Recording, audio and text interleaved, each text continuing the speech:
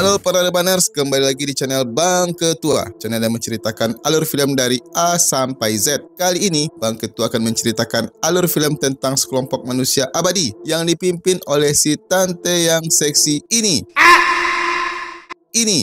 Di mana kelompok ini telah berbuat kebaikan selama berabad-abad, tapi sebuah perusahaan farmasi dengan tentara bayaran mereka berusaha memburu kelompok ini hanya untuk dijadikan objek penelitian. Tapi sebelum kita mulai, mohon bantuan para rebaners untuk like dan subscribe channel Bang Ketua. Karena subscribe itu membantu Bang Ketua untuk mengembangkan channel ini, sehingga Bang Ketua bisa lebih banyak lagi membantu sesama. So, siapkan cemilan, kencangkan ikat pinggang, simetriskan celana dalam. Kita mulai alur ceritanya.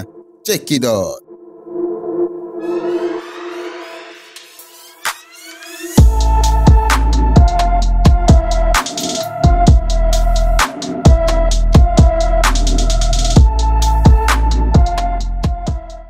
Filem dibuka dengan memperlihatkan seorang tante-tante, tapi bukan tante top yang karena namanya panjang dan susah disebut, maka kita panggil saja dengan nama Tante Andi, di mana dikisahkan bahwa tante ini telah hidup sangat lama sekali, telah membunuh banyak orang di medan pertempuran, dan telah menyaksikan kematian berkali-kali.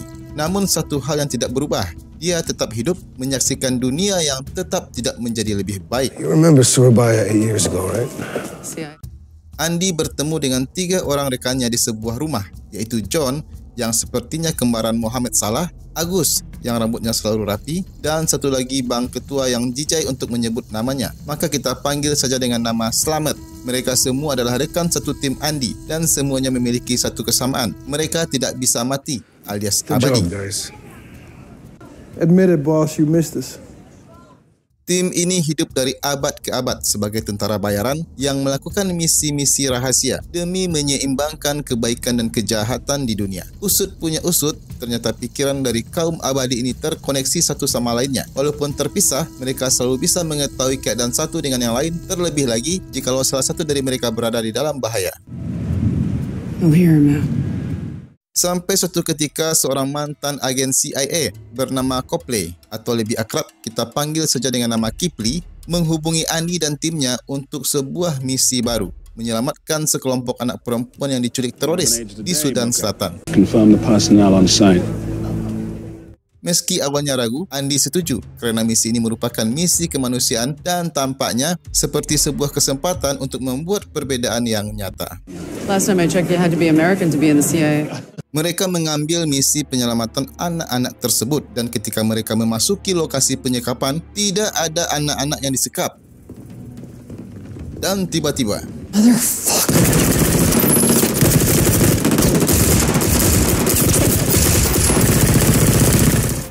sekelompok pasukan bersenjata berat tanpa assalamualaikum langsung menyerang mereka dengan membabi buta. Tim Andi diserang dan ditembak habis-habisan tanpa sempat memberikan perlawanan apapun. Mereka tergeletak, bersimbah darah, dan seketika Andi dan timnya membantai musuh-musuhnya dengan brutal. Tidak ada satu tentara pun dibiarkan lolos. Tapi Andi menyadari sesuatu yang lebih serius. Kipli sudah menjebak mereka. Dan lebih parahnya lagi, pertempuran mereka direkam oleh kamera tersembunyi yang sedang direkam oleh Kipli di ruangan kerjanya.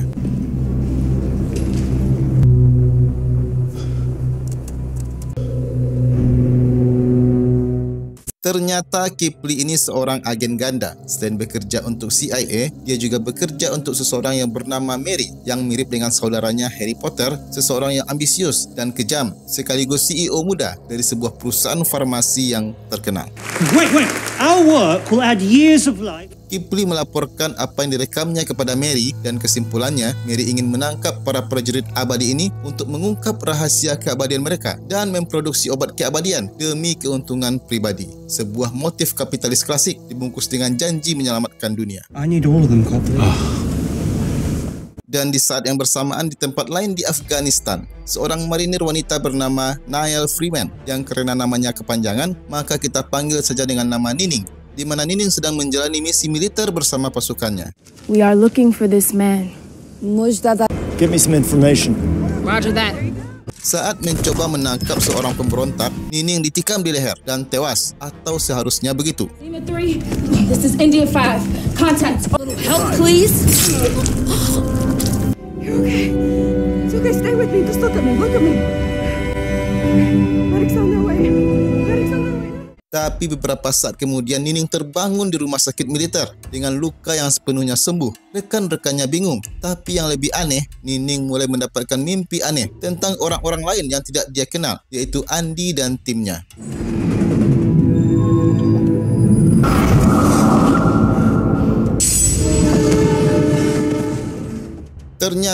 Ternyata, setiap kali seorang abadi baru bangkit, mereka akan saling terkoneksi lewat mimpi.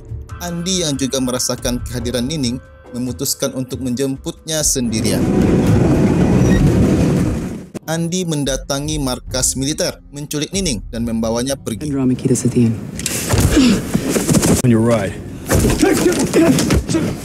Nining pun tersadar dan mencoba kabur dari mobilnya Andy. Dia pun berlari di padang pasir dan tiba-tiba duar. Oh, kaget. Luka-luka Nining kembali sembuh. Setengah tidak percaya, Nining malah mengira Andy sedang mempranknya. This isn't real. No.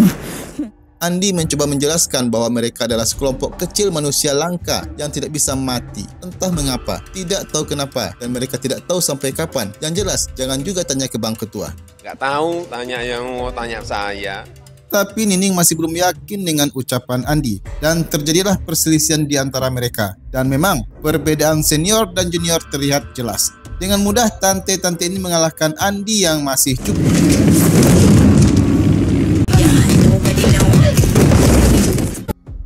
Tapi Andy dan timnya meyakini sebuah tujuan hidup bahwa mereka ada di dunia ini abadi karena memiliki satu tugas penting, memastikan dunia tidak jatuh ke tangan orang-orang jahat.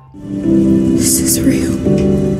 Ketika mereka sudah berkumpul di tempat persembunyian, masing-masing menceritakan ke Nining tentang kapan mereka menjadi abadi, di mana John dan Agus berasal dari zaman Perang Salib, dan lucunya mereka tewas ketika mereka saling bertempur satu sama lainnya. Sementara Slamet berasal dari abad 18 dan yang tertua adalah Andy, di mana Andy menceritakan sejarah panjang hidupnya. Ia berasal dari zaman kuno, yaitu dari era Scythia, sekitar 6.000 tahun yang lalu. Bahkan Andy sempat dikultuskan menjadi dewa dan disembah oleh orang-orang di zaman tersebut. So we really never die. Andy pernah berjuang bersama seseorang abadi lainnya yang namanya juga susah disebut. Maka dari itu kita panggil dengan nama Titin, seorang wanita Asia tangguh yang menjadi sahabat sekaligus rekan Andy di dalam pertempuran. Namun masa lalu mereka tidak selalu indah. Ketika mereka tertangkap oleh orang-orang Eropa pada masa berburu penyihir, Titin dihukum dengan cara mengerikan. Dia dikurung dalam peti besi dan dilemparkan ke dalam laut. Dan karena Titin abadi, dia terus hidup dan tenggelam selama ratusan tahun sendiri dan di dalam perguruan. Spend eternity in a cage. Trauma akan kehilangan Titin inilah yang melatar belakangi sikap Andy yang tidak ingin keberadaan dia dan rekan-rekannya diketahui oleh siapapun. She's lived with that guilt ever since, but she blames. Kisah masa lalu Andy ini akhirnya menyadarkan Nining, membuatnya mulai memahami bahwa hidup abadi itu bukanlah sebuah anugerah, tapi merupakan sebuah kutukan. We're all you've got. Tiba-tiba sekelompok pasukan bersenjata muncul, entah dari mana dan bagaimana caranya. Kipli dan pasukannya mengetahui posisi Andy dan rekan-rekan yang lain. Andy dan Nining yang kaget mendengar suara tembakan segera masuk ke dalam rumah dan mendapati Slamet terluka dengan sangat parahnya. Tapi mereka tidak bisa menemukan John dan Agus yang ternyata telah diculik oleh pasukan tersebut. Wake up! You're still in this shitty game with me. Back room. Find Joe and Nikki.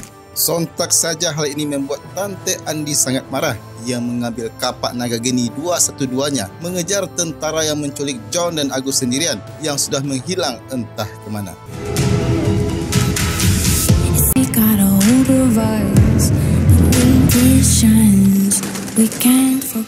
Tapi Andy dihalangi oleh satu pasukan bersenjata berat dan tentu saja mereka semua dihajar dengan sangat brutal. Satu pasukan dihadapi Andy sendirian menggunakan pistol dan kapak 212.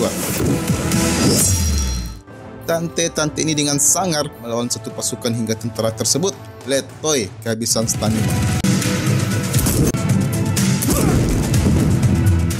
Dan ketika pertunjukan ini sudah usai, Nining terperangah melihat satu pasukan dihabisi sendirian oleh tante-tante seksi ini.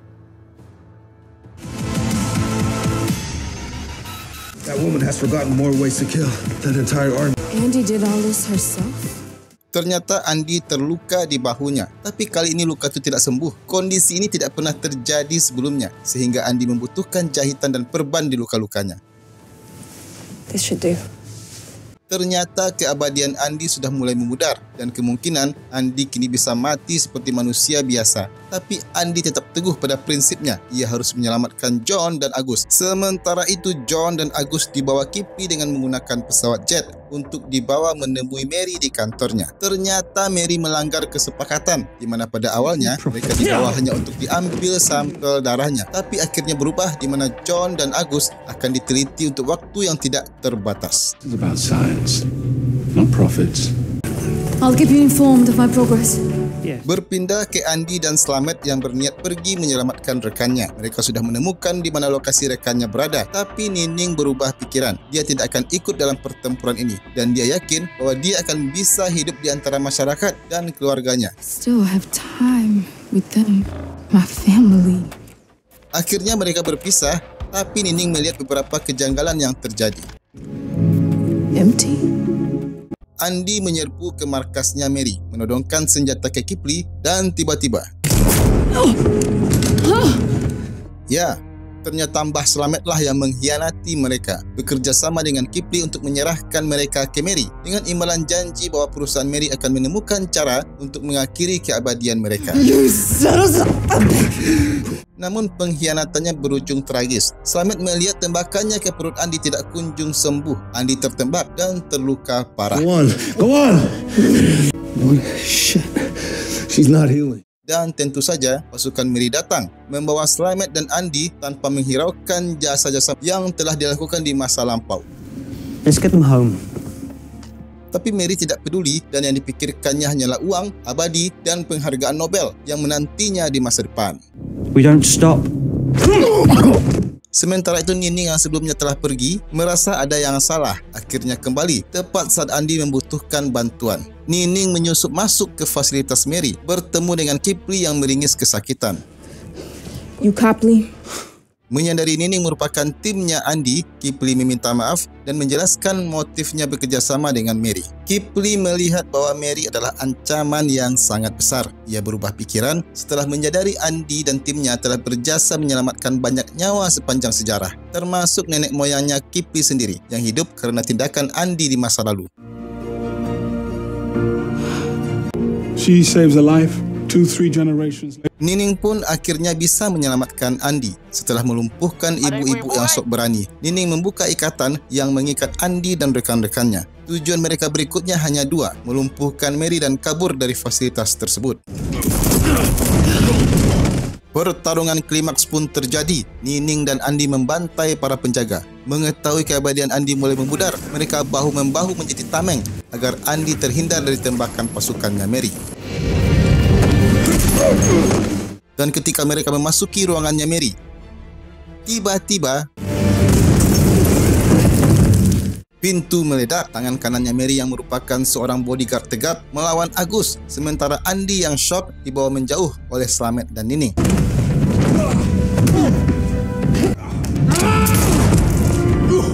Nining dan Andy bersiap menerobos ruangan Mary, yang mana di balik ruangan tersebut sudah menunggu satu pasukan Mary yang bersenjata lengkap, bersiap menembak ke arah pintu. Mary pun seperti anak kecil, berteriak tapi entah apa yang diteriakannya, dan seketika What the hell are they waiting for? John menerobos masuk melalui kaca jendela, memecah fokus pasukan Mary, di mana kesempatan ini tidak akan disia-siakan oleh Nining dan Andy untuk menerobos, melumpuhkan pasukan Mary.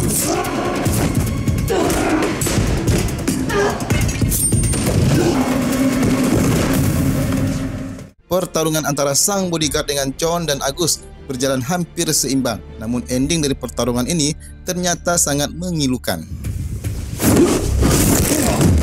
Dan di sisa-sisa keberanian Mary, walaupun kakinya gemeter, di mana dia menodongkan senjata ke arah Andy kerana ia tahu bahwa Andy tidak lagi abadi. Tapi Nining melakukan upaya terakhir menyelamatkan nyawa seniornya.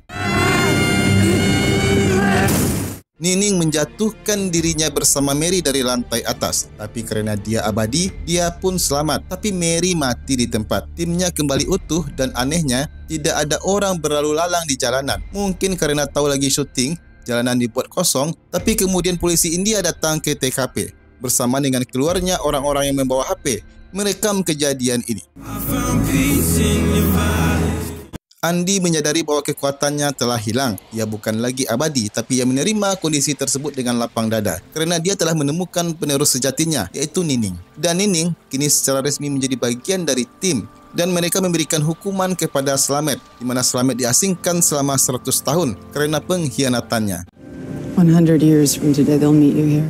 Mereka lalu menemui Kipli, yang mana Kipli siap menjadi timnya Andy bekerja di balik layar mengamankan remah-remah yang ditinggalkan oleh Andy dan timnya. Just from those who want to put us in key when we leave a footprint in the sand. For humanity becomes exponential. I'd be on it. Tapi filem berakhir dengan twist yang sangat mengejutkan. Kerana di tempat lain, Slamet yang sedang dalam pengasingan masuk ke kos-kosannya dalam keadaan mabuk. Tapi pada saat ia menyalakan lampu, seorang wanita berdiri di sana menyapanya dan itu adalah Titin. Di mana Titin berhasil keluar dari peti besi dan kini ia kembali, entah dengan niat baik atau dendam membara. Filem pun tamat. Itulah tadi alur cerita lengkap dari The Old Guard, filem aksi yang penuh dengan filosofi tentang keabadian, pengorbanan dan beban sejarah. Apakah menurut kalian keabadian itu anugerah atau kutukan? Dan apa yang akan terjadi jika Titin kembali dengan niat balas dendam? Mungkin kita akan mengetahuinya di sequel filem ini yang rencananya akan dirilis pada tahun 2025. Dan menurut penerangan Bang Ketua pribadi, jikalau filem ini dibuat sequelnya, ujung-ujungnya akan berakhir seperti filem The Expendables punyanya Om Stallone. Kalau Sobat Ketua suka cerita ini, jangan lupa like, share dan subscribe channel Bang Ketua supaya tidak ketinggalan cerita-cerita filem keren lainnya. Wassalam.